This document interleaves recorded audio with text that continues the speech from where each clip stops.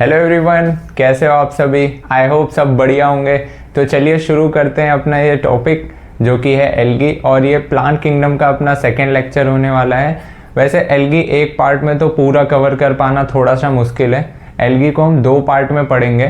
पहले पार्ट में हम पढ़ने वाले इनके हैबिटाट्स के बारे में, इनका इकोलॉजिकल इम्पोर्टेंस जो है, इनका फॉर्म साइज कैसा है, इसके बारे में जो एक पहला पेज लिखा हुआ है बुक में, उसके बारे में सारा डिस्कस करेंगे।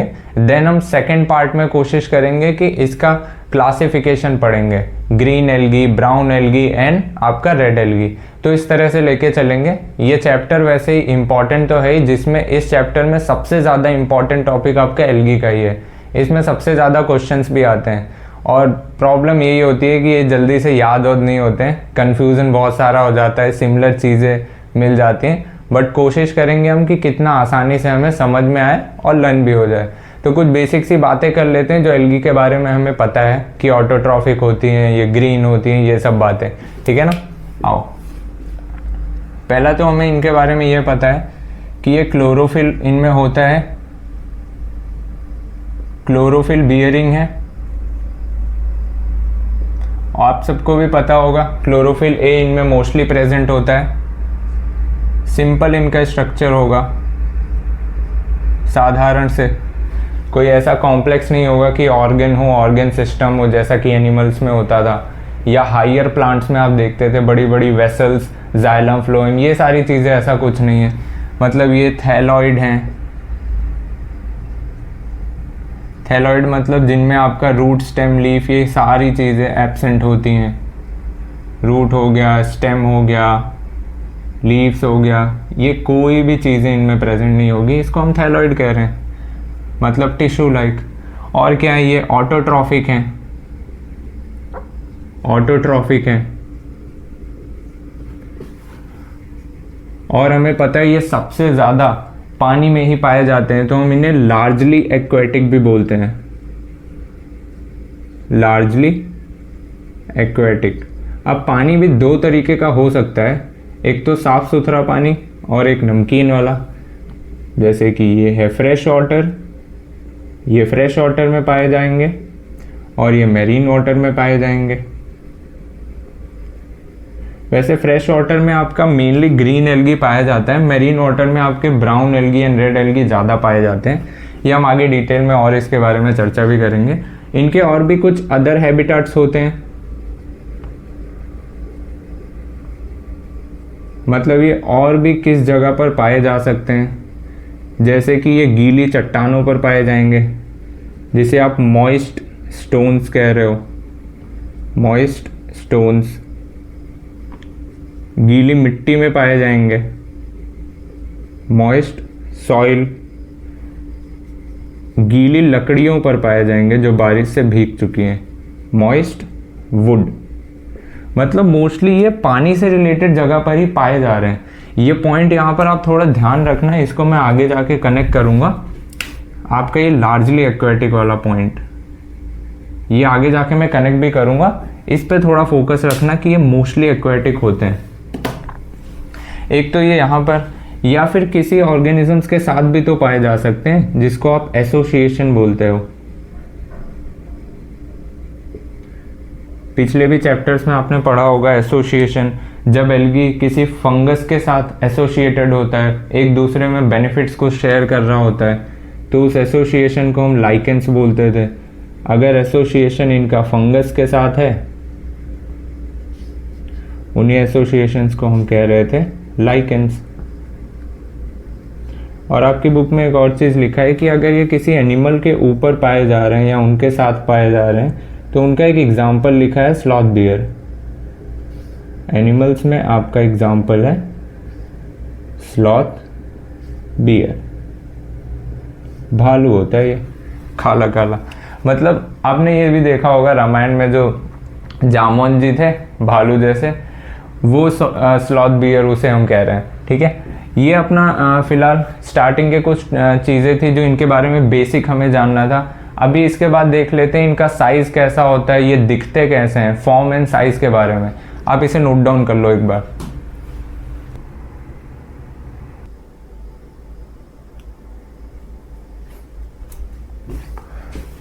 और इनके फॉर्म एंड साइज के बारे में हम देख लेते हैं।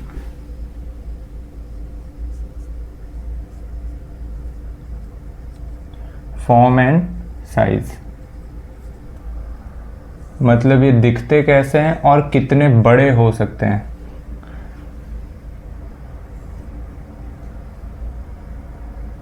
पहला है यूनिसेलुलर। वैसे तो आपके बुक में ना, बताता हूँ इसको, वैसे आपके बुक में इन्हें कहा है कि ये लार्जली वेरी तो करते हैं, और ये वेरी करते हैं आपके कॉलोनियल फॉर्म से फिलामेंटस फॉर्म तक, बट ये यूनिसेलुलर भी पाए जाते हैं। ये आगे आपके बुक में लाइन में भी लिखा हुआ है, तो वो भी कंसिडर करके चलेंगे कि ये हाईली वेरिएबल होते हैं, हाईली वेरिएबल होते हैं अपने फॉर्म एंड साइज में। किस तरीके से, मैं यहाँ पे सारी चीज़ें इंक्लूड कर रहा हूँ। आपका यूनिसेलुलर भी, यूनिसेलुलर में आपको पता होगा क्लेमाइडोमोनास हो गया, आपका क्लोरेला हो गया, ये आपका क्या है, यूनिसेलुलर है। क्लेमाइडोमोनास, और क्या हो गया, क्लोरेला। अब इनमें फ्लैजिला अगर प्रेजेंट होगा तो ये मोटाइल होंगे, फ्लैजिला एब्सेंट होगा तो ये नॉन मोटाइल भी हो सकते हैं। और दूसरे किस तरह के हो सकते हैं, ये कॉलोनियल फॉर्म हो सकता है। कॉलोनियल मतलब ये कॉलोनी में हो सकते हैं, ग्रुप में हो सकते हैं। इसका एग्जाम्पल दिया है वॉल्वॉक्स, ये कुछ इस तरीके से होगा, कॉलोनी में प्रेजेंट होगा।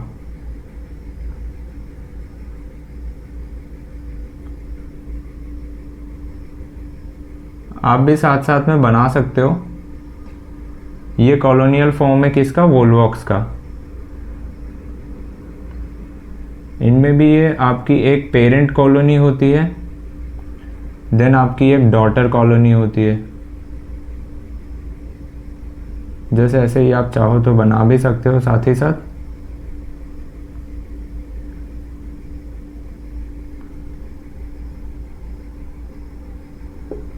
ये मैं डॉटर कॉलोनी बना रहा हूं,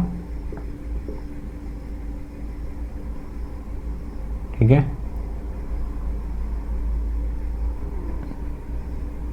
ये ऐसे कॉलोनियल समझ लो आप कि ये कॉलोनियल फॉर्म इनका इस तरीके से कंप्लीट हो रहा है। ये जो बाहर वाली कॉलोनी आपको दिखाई दे रही है, इसको हम कहते हैं पेरेंट कॉलोनी। डायग्राम भी आप थोड़ा ध्यान से देखते रहना, जो बुक्स में दिए हुए हैं वो इम्पोर्टेंट काफ़ी हैं। ये है आपका डॉटर कॉलोनी। ये वोल्वॉक्स का स्ट्रक्चर है। तीसरा आपका कैसा हो सकता है, फिलामेंटस फॉर्म हो सकता है। फिलामेंटस फॉर्म, फिलामेंटस फॉर्म मतलब धागे जैसा स्ट्रक्चर हो सकता है। फिलामेंटस में आपका दिया हुआ है यूलोथ्रिक्स, और एक दिया हुआ है स्पाइरोगायरा, ठीक है। यूलोथ्रिक्स और स्पाइरोगायरा दिया हुआ है। ये डायग्राम आपके बुक में दिया है, आपका ये यूलोथ्रिक्स का दिया हुआ है। ये सब आप साथ ही साथ बना लोगे तो नोट्स भी आपका रेडी होता रहेगा साथ में ही। और ये प्रॉपर हम एनसीईआरटी की हर लाइन कवर करते हुए चल रहे हैं। ये आपका स्ट्रक्चर है यूलोथ्रिक्स का, जो कि फिलामेंटस फॉर्म है। फिलामेंटस है,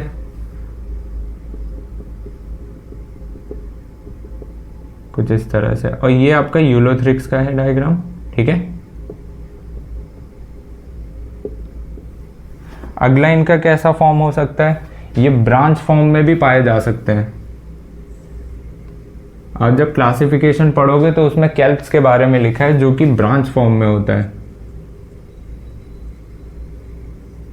ब्रांच फॉर्म में होता है, जो कि अपना कैल्प। ये हाईली ब्रांच होता है वैसे तो। ये आपका समझ लो, ये आपका है केल्प। इसकी बहुत सारी मैंने ब्रांचेस निकाल दी। इसमें एक वर्ड लिखा है प्रोफ्यूजली ब्रांच। प्रोफ्यूजली का मतलब होता है कि हाईली ब्रांच होना। ब्रांच के भी ब्रांचेस आपको दिखने लगेंगे, वो है आपका क्या, प्रोफ्यूजली ब्रांच। जैसे मैंने इधर भी ब्रांच निकाल दी कुछ, ये सब क्या है आपका प्रोफ्यूजली ब्रांच है। ठीक है, इसको हम बोलते हैं प्रोफ्यूजली ब्रांच। प्रोफ्यूजली ब्रांच मतलब हाईली ब्रांच्ड। और ये काफ़ी बड़े भी होते हैं। इन्हें ये भी लिखा हुआ है फॉर्म मैसिव प्लांट बॉडीज।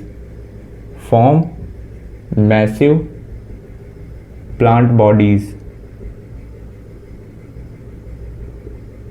ये काफ़ी बड़ी प्लांट बॉडीज फॉर्म करती हैं और ये हैवी भी हो जाती हैं काफ़ी अगर ये पानी के अंदर है। वही चीज़ होती है कि जब कोई चीज़ ड्राई होती है, जैसे कपड़े हैं सूखे हैं तो वो हल्के लगते हैं, बट जब पानी में भीगे हुए होते हैं तब आप उसे उठाते हो तो कितना हैवी लगता है। वही हाल इनका भी है। ये एल्गी क्या होता है, पानी पे जब हैं तो ये हैवी होते हैं, बाहर है सूख गए हैं तब तो हल्के हैं, लेकिन वेट इनका पानी में बहुत ज़्यादा होता है। ठीक है, आप इसे सीक्वेंस वे में पढ़ते जाना, चीज़ें बहुत ईजिली समझ आ जाएंगी। आप एनसीईआरटी रीड करना पहले, नोट्स रीड करने के बाद आप इसे एक बार नोट डाउन कर लो, देन हम अगले पे चलते हैं।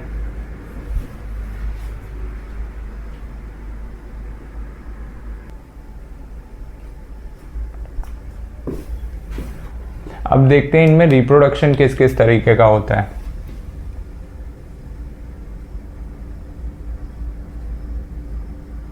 रिप्रोडक्शन इनमें 3 तरीके से हमें देखने को मिलता है। एक को हम बोल रहे हैं वेजिटेटिव, एक को हम बोल रहे हैं एसेक्सुअल, फिर एक को हम बोल रहे हैं सेक्सुअल। एसेक्सुअल और ये आपका वेजिटेटिव।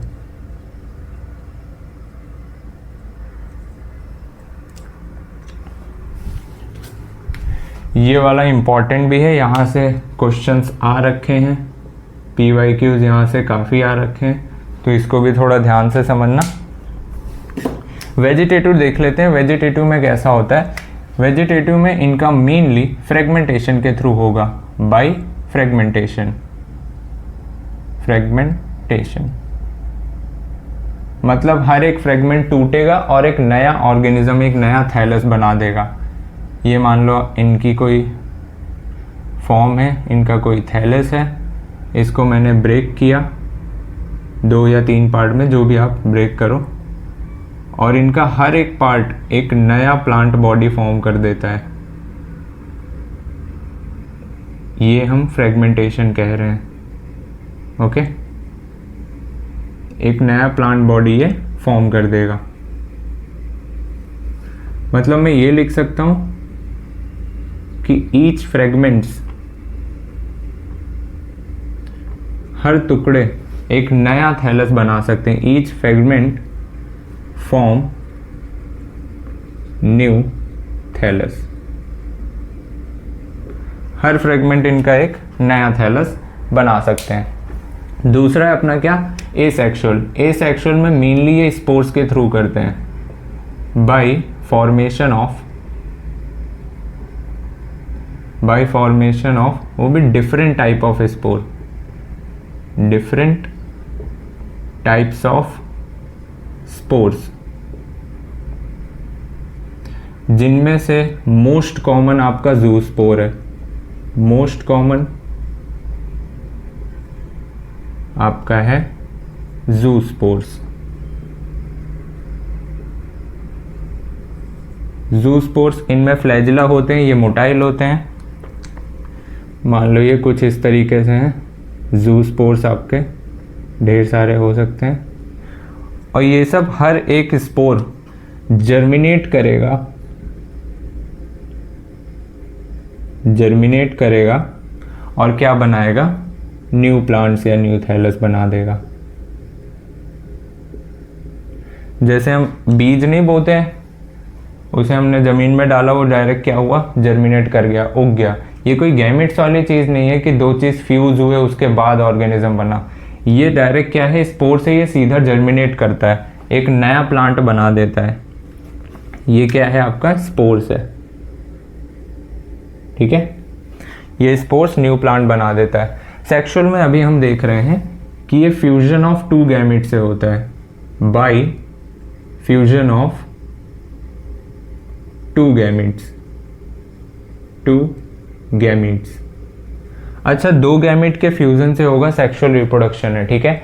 वो गैमेट किस तरीके से हो सकते हैं, या तो सिमिलर साइज के हो सकते हैं, उनका साइज सेम हो सकता है, बट साइज अगर सेम है तो इनमें भी कंडीशन है कि साइज सेम है तो एक चल सकता है, एक चल नहीं सकता, जिसे आप फ्लैजिलेटेड, नॉन फ्लैजिलेटेड मतलब मोटाइल या नॉन मोटाइल कह सकते हो। पहला है अपना क्या, आइसोगैमस। ब्लैक से ही लिख दे रहा हूं ताकि क्लियर हमें दिखे। पहला है इसमें क्या, आइसोगैमस, जिसका क्या मतलब है, सिमिलर साइज के गैमेट है, सिमिलर साइज है गैमेट्स का। आइसोगैमस में भी मैंने बताया अभी कि ये फ्लैजिलेटेड हो सकते हैं,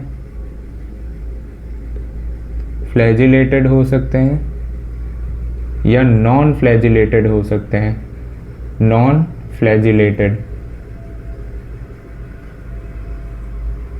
फ्लैजिलेटेड मतलब ये चल पाएंगे, इन्हें मैं मोटाइल कह दूं, ये चल पाएंगे। नॉन फ्लैजिलेटेड, ये नॉन मोटाइल है,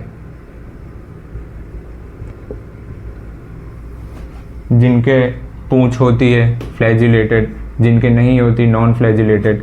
आपके में फ्लैजिलेटेड का एग्जाम्पल है यूलोथ्रिक्स। नॉन फ्लैजिलेटेड में आता है आपका स्पाइरोगायरा। इस पार्ट से क्वेश्चंस काफ़ी बार आ भी चुके हैं, इसको मैं याद भी इस तरीके से रखता था। स्पाइरोगायरा साउंड करता है थोड़ा सा गिरा मतलब कोई चीज़ गिर गई, अगर कोई गिर जाता है तो सही से चल नहीं पाता है, तो मैं ये याद रख लेता था नॉन मोटाइल मतलब चल नहीं पा रहा है तो गिर गया होगा। स्पाइरोगायरा नॉन मोटाइल वाले में आएगा, मतलब नॉन फ्लैजिलेटेड। या तो आप अपने एंगल से भी याद कर सकते हो, कोई प्रॉब्लम नहीं है। दूसरा आप देख सकते हो क्या है, एनाइसोगैमस।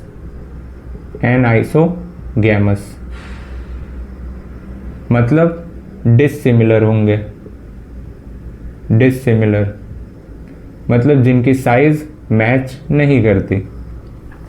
ये फ्रेंड्स में भी होता है ना, दोस्तों में, कि भाई जिसको क्रिकेट पसंद है तो वो बोलता है यार ये बंदा क्रिकेट खेलता है, ये मेरा बेस्ट फ्रेंड है, मैं इसके साथ ज़्यादा टाइम स्पेंड करूँगा, घूमूंगा, खेलूँगा, ये सारी चीज़ें। और जो क्रिकेट उतना पसंद नहीं करता, हम उसके साथ दूर होने लगते हैं। ऐसे हमारी कैटेगरीज बन जाती हैं दोस्तों के साथ, कि जिनसे हमारी वाइब मैच करती है, जिससे हम सिमिलर होते हैं तो उससे हम मिलना जुलना ज़्यादा पसंद करते हैं। बट जिससे हम सिमिलर नहीं होते हैं, हम उससे क्या होते हैं, दूर रहना चाहते हैं कि भाई इसके साथ मज़ा नहीं आती। तो ये चीज़ें थोड़ा रिलेट करके इसका एग्जाम्पल याद हो जाता था। यूडोरीना भी थोड़ा सा साउंड करता है कैसा, दूर रहने से रिलेटेड। दूर आप किसको करते हो, जो आपसे सिमिलर ना हो, जो नॉट सिमिलर हो। तीसरा हम देख रहे हैं कौन सा, ऊगैमस। ऊगैमस थोड़ा इंटरेस्टिंग भी है, इसके एग्जाम्पल हम सबको रटे भी हुए होंगे, वोल्वॉक्स एंड फ्यूकस। इनके कंडीशन में क्या होता है पता है, ऊगैमस इनके कंडीशन में होता है कि फीमेल इसमें लार्ज होती है, मतलब बड़ी।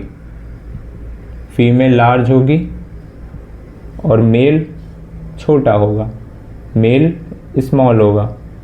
स्मॉल है तो फुदकता रहेगा, खूब दौड़ता रहेगा, मोटाइल है। लार्ज है, काफ़ी बड़ी है, चल फिर नहीं पाएगी, ये नॉन मोटाइल होगा, नॉन मोटाइल। तो कुछ इस तरीके से आप इनका रिप्रोडक्शन भी देख सकते हो, लर्न कर सकते हो। ये सारी चीज़ें इंपॉर्टेंट ज़्यादा है, क्वेश्चन इस पार्ट से काफ़ी ज़्यादा आ चुके हैं, थोड़ा ध्यान से देखना, लर्न कर लेना, कन्फ्यूजन इस जगह पे होती रहती है, इसलिए मैंने नॉन फ्लैजिलेटेड मतलब जो चल नहीं सकता। कौन चल नहीं सकता? जो गिर गया होगा। डिसिमिलर मतलब जो हमसे मिलता जुलता ना हो, जिससे हमारी वाइब ना मैच करती हो, हम उसको दूर रखते हैं, दूर। यूडोरिना याद रहता है। आप एक बार नोट डाउन कर लो ये रिप्रोडक्शन का पार्ट, देन हम अगले पार्ट पे चलते हैं, थोड़ा बहुत इकोनॉमिक इंपॉर्टेंस ये सब देखते हैं।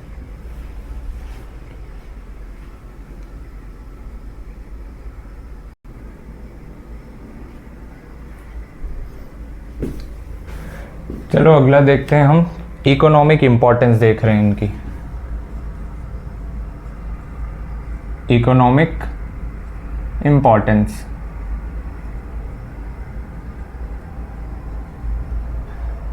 कैसे ये काफ़ी ज़रूरी होते हैं वो भी देख लेते हैं। ये वाला टॉपिक भी काफ़ी इम्पोर्टेंट है, यहाँ से क्वेश्चंस आ रखे हैं, तो ये टॉपिक को भी थोड़ा ध्यान से देखना। इम्पॉर्टेंट करके मैं लिख दे रहा हूँ, ये इम्पॉर्टेंट है ये टॉपिक, ठीक है। इकोनॉमिक इम्पॉर्टेंस में आप देखेंगे एल्गी मोस्टली आपका 50% तक का CO2 कार्बन डाइऑक्साइड फिक्स करते हैं अपने अर्थ पर। Fix half of CO2 on earth. CO2 fix करने का मतलब क्या होता है? मतलब फूड बनाना, फोटोसिंथेसिस करना। हमें पता है ऑटोट्रॉफिक थे ये, क्लोरोफिल था इनके पास, फोटोसिंथेसिस कर रहे थे। ध्यान रखना एक पॉइंट कि ये लार्जली एक्वेटिक थे, ये यहाँ पे थोड़ा कनेक्ट होगा। लार्जली एक्वेटिक थे, ज़्यादा से ज़्यादा पानी में ही पाए जा रहे थे। और यहाँ पे अगली लाइन भी एक लिखी है कि ये ऑक्सीजन का लेवल बढ़ाते हैं। हमें पता है फोटोसिंथेसिस की जब हम रिएक्शन देखते थे, थोड़ा सा दिमाग पे जोर डालना, जब ये CO2 वाटर के साथ कंबाइन करता था, आपका ये ग्लूकोज या स्टार्च वगैरह जो भी फूड बना, और साथ ही साथ ऑक्सीजन रिलीज होती थी एनवायरनमेंट में। ये कौन करते थे? अपने ग्रीन प्लांट्स करते थे, हायर प्लांट्स करते थे, लीव्स में ये सारी चीज़ें हो रही थी। ये हमें पता है, ये फोटोसिंथेसिस का प्रोसेस चलता था। इसके दौरान होता क्या था? ये ऑक्सीजन आपकी रिलीज हो जाती थी एनवायरनमेंट में। एल्गी हमारे सबसे ज़्यादा पाए जाते हैं पानी में। एक बात इनमें लिखी गई है, ये ऑक्सीजन रिलीज तो करते हैं, ऑक्सीजन ये रिलीज तो करते हैं, ये डिजॉल्व फॉर्म में रिलीज करते हैं और उसका लेवल बढ़ाते हैं। मतलब increase level of dissolve oxygen in their immediate environment. अभी समझाता हूँ, इमीडिएट एनवायरनमेंट, ये जहाँ रहते हैं वहाँ पर डिजॉल्व ऑक्सीजन का लेवल बढ़ाते हैं। ऑक्सीजन डिजॉल्व फॉर्म में कहाँ प्रेजेंट होती है? हमें पता है ये वाटर में डिजॉल्व फॉर्म में, घुली हुई अवस्था में, कहाँ? पानी में प्रेजेंट होती है। ये मोस्टली पानी में पाए जाते हैं। तो जो ऑक्सीजन का लेवल ये बढ़ाएंगे सबसे ज़्यादा, वो कहाँ बढ़ाएंगे? ये मोस्टली बढ़ा रहे होंगे कहाँ पर? अपने वाटर वाले कंडीशन में। और हमें ये चीज़ बहुत क्लियरली पता है कि इकोसिस्टम दो तरीके का होता है। एक इकोसिस्टम होता है जो लैंड पर सर्वाइव करता है, जो ज़मीन पर होता है। एक इकोसिस्टम होता है जो पानी के अंदर होता है, मतलब वहाँ पर पूरी एक लाइफ चल रही होती है। तो प्लांट्स हमारे लिए तो प्रॉपर तरीके से हैं, हमें फल मिल जाता है, अलग अलग अनाज मिल जाता है, खाने को मिल जाता है, फूड हमें प्रॉपर मिल जाता है। जो पानी के अंदर सर्वाइव कर रहे हैं उन तक CO2 फिक्स करना, फोटोसिंथेसिस से जो फूड बना, जिस पर पूरे लिविंग ऑर्गेनिज्म डिपेंड करते हैं, जैसे हम पूरे प्लांट पर डिपेंड करते हैं। ये हमें बोला भी जाता है कि प्लांट्स पर हम डायरेक्टली और इनडायरेक्टली डिपेंड होते हैं। फूड चेन के हिसाब से आप देखो तो हम प्लांट प्रोडक्ट कुछ खा रहे हैं, फिर हमें किसी एनिमल ने खाया या किसी जानवर को खा लिया, तो मतलब क्या है कि सोर्स क्या है? आपका प्लांट ही था और उसके थ्रू ही सब डिपेंड थे। चाहे आप डायरेक्टली कह लो चाहे इनडायरेक्टली कह लो, वो डिपेंड ही थे। उसी तरह से दूसरा एनवायरनमेंट जो आपका कौन सा था? ये आपका पानी वाला, पानी वाले एनिमल्स। ये पॉइंट यहाँ पर लिखा भी है NCERT में कि ये प्राइमरी प्रोड्यूसर्स होते हैं, प्राइमरी प्रोड्यूसर्स। ऑब्वियस सी बात है प्राइमरी प्रोड्यूसर होंगे ही, क्यों? फोटोसिंथेसिस कर रहे हैं, जैसे कि हायर प्लांट्स कर रहे हैं, सेम इनके पास क्लोरोफिल ये सारी चीज़ें थी। प्राइमरी प्रोड्यूसर हैं, लिखा हुआ है for all aquatic animals, aquatic animals. एक बार आप ध्यान से ये लाइन पढ़ना तो आपको समझ आएगी। प्राइमरी प्रोड्यूसर्स हैं सारे एक्वेटिक एनिमल्स के लिए ये। क्यों? क्योंकि लार्जली प्रेजेंट होते हैं कहाँ पर, सबसे ज़्यादा कहाँ प्रेजेंट होते हैं, ये पानी में होते हैं। तो उनके लिए एक तरह के ये प्राइमरी प्रोड्यूसर्स हुए। किनके लिए? सारे एक्वेटिक एनिमल्स में, जो पानी में पाए जाते हैं जानवर। तो क्या मैं यहाँ पे लिख दूँ कि ये डायरेक्टली और इनडायरेक्टली डिपेंड होते हैं किन पे? एल्गी पर। ये डायरेक्टली और इनडायरेक्टली डिपेंड ऑन एल्गी। क्या ये बात यहाँ पर सही होगी कि ये डायरेक्टली और इनडायरेक्टली एल्गी पर डिपेंड होते हैं? बिल्कुल करेक्ट है। अब जब प्राइमरी प्रोड्यूसर ये सारी बात हमने कर ली है फूड बनाना, तो ये भी देख लेते हैं कि कौन सी एल्गी होती है जिन्हें हम खा सकते हैं, जिसको आप एडिबल कहते हो, जिन्हें हम खा पाएंगे। एडिबल कौन सी हो सकती है? यहाँ पर भी ध्यान से देखना थोड़ा सा। एडिबल में आपकी लगभग एल्गी की ऐसी 70 स्पीशीज, ऐसी 70 प्रजातियां हैं जो खाई जाती हैं। 70 species of marine algae, marine algae जो समुद्री पानी में पाई जा रही है। लगभग ऐसी 70 स्पीशीज है मैराइन एल्गी की जो एडिबल होती है। इन 70 में से भी कितनी सारी एल्गी तो ऐसी हैं, कितनी सारी स्पीशीज ऐसी हैं जो पोरफायरा, लैमिनेरिया और सरगैसम में मिलती हैं। Many species of porphyra, laminaria और सरगैसम, ये सब मैरीन एल्गी हैं, ये सब इसमें आती हैं। Comes under it. इसका मतलब समझाता हूँ, ज़रा ध्यान से सुनना ये चीज़ कि ये बोल रहा है खाने में कितनी एल्गी है जिन्हें हम खा सकते हैं। लगभग ऐसी 70 प्रजातियां हैं, 70 स्पीशीज़ हैं। आपने लिविंग वर्ल्ड में ये चीज़ें पढ़ी होगी, स्पीशीज़, जीनस, क्लास, ये सारी चीज़ें पढ़ी है ना। जीनस के अंदर स्पीशीज़ आ जाती हैं काफ़ी। जैसे हमने सोलेनम पढ़ा था, सोलेनम एक जीनस था। सोलेनम में दो आपने पढ़े होंगे, एक सोलेनम मेलोंजेना, सोलेनम ट्यूबरोसम, जिसमें एक सोलेनम आपकी जीनस में एक आलू आता था और एक बैगन आता था। मतलब 2 स्पीशीज आई किसमें? एक जीनस में। ये सब हम पढ़ रखे हैं। ये कह रहा है 70 स्पीशीज है मैराइन एल्गी की। उन 70 प्रजातियों में से कितनी सारी स्पीशीज तो इन जीनस की है। ध्यान देना, ये जीनस हैं आपके, ये जो तीनों है ना, ये आपके जीनस हैं। इन जीनस की कितनी सारी स्पीशीज तो ऐसी हैं जो इन 70 स्पीशीज के अंदर आती हैं, जो खाई जाती हैं। ये सब आपके क्या हैं? स्पीशीज नहीं है, ये जीनस है। ये सब जीनस हैं।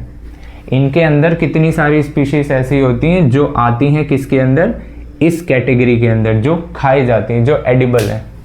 ठीक है, ये चीज़ें आप एक बार नोट डाउन कर लो। एक हाइड्रोकोलॉइड के बारे में भी पॉइंट लिखा हुआ है, उसे भी डिस्कस करते हैं।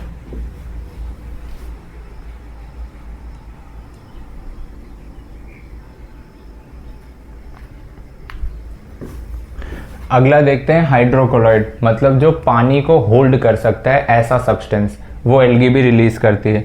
ये इकोनॉमिक इंपॉर्टेंस में ही आता है। ठीक है, कौन सा है? हाइड्रोकोलॉइड।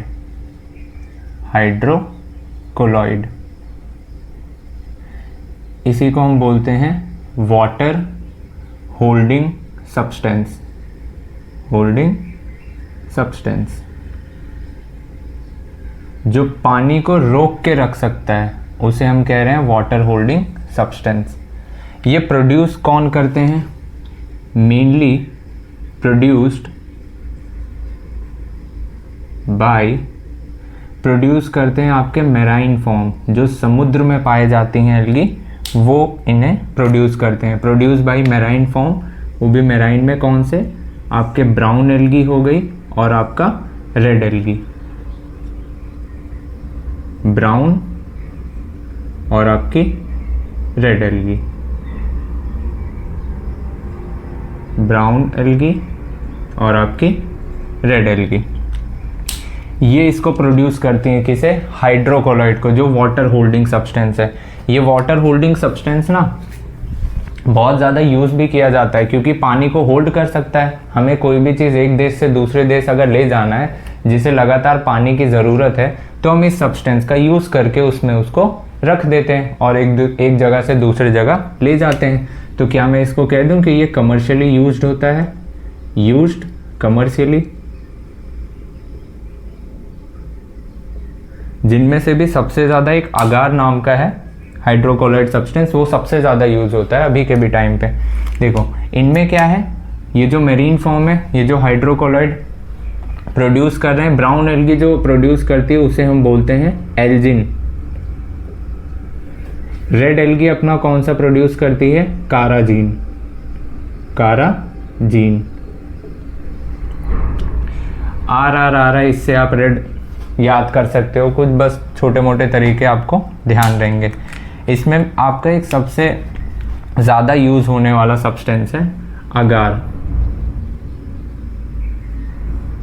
अगार आपका सबसे ज़्यादा यूज़ होने वाला सब्सटेंस है। अगार को हम निकालते कहाँ से हैं? अगार को हम ऑब्टेन करते हैं, ऑब्टेन्ड फ्रॉम, ये ऑब्टेन होता है आपके रेड एल्गी के क्राइटेरिया में, जिसमें दो एग्जांपल्स हैं। एक है gelidium, from gelidium, and gracilaria, gracilaria. ये दोनों क्या है? आपकी रेड एल्गी है। ये आगे जब हम क्लासिफिकेशन पढ़ेंगे ना एल्गी का, तो वहाँ पे काफ़ी क्लियर हो जाएगा हमें ये सारे एग्जांपल जो भी हैं। ठीक है, अगर ये ऐसा सब्सटेंस है जो ऑब्टेन करते हैं जेलिडियम और ग्रेसिलेरिया से। और इसका यूज़ कैसे होता है? हम इसे यूज़ करते हैं माइक्रोब्स को ग्रो करने के लिए। जब हम कोई साइंटिस्ट एक्सपेरिमेंट कर रहा होता है, कोई स्टडी कर रही होती है, तो माइक्रोब्स को ग्रो कराना होता है ना, तो वहाँ पर इस सब्सटेंस को यूज़ करते हैं कल्चर मीडियम बनाने के लिए। आप बायोटेक में ये सारी चीज़ें पढ़ोगे भी। यूज़ करते हैं to grow microbes, to grow microbes.